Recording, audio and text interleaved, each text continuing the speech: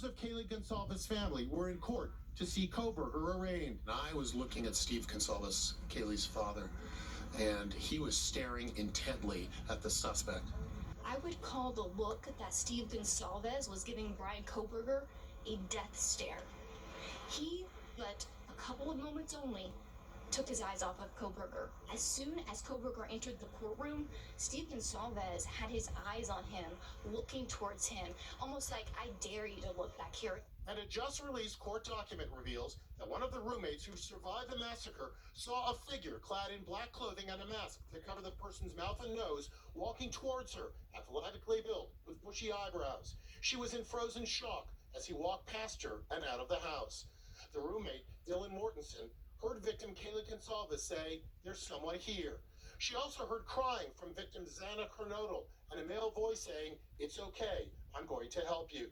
The documents also reveal the killer dropped a knife sheath, like this one.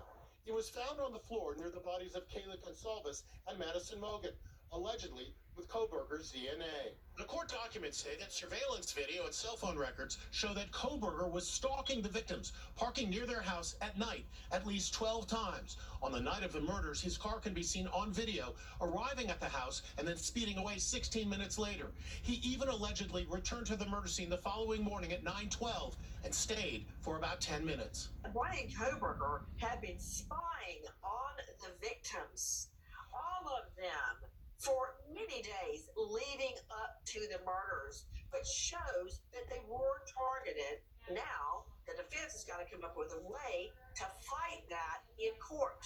Koberger was returned to Idaho in shackles last night after a marathon 15-hour flight from Pennsylvania. Immediately after landing, he was given a bulletproof vest. A military-style helmet was placed on his head. He was taken to the county jail in Moscow, Idaho, in a convoy of police vehicles. He spent the night in a basement cell, inmate number 5356. We're also learning more about Koberger's 2,500-mile cross-country drive with his father on December 15th.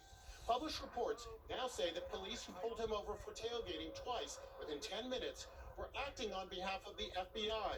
They wanted to see if Koberger had injuries to his hands. After the court hearing, the family of Kaylee Gonsalves issued this statement through their attorney. It's obviously an emotional time for the family, seeing the defendant for the first time.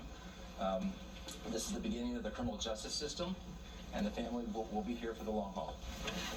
Police had actually been monitoring Brian Koberger since November 29, just 16 days after the murders. That's when a Washington State University police officer located his white Hyundai.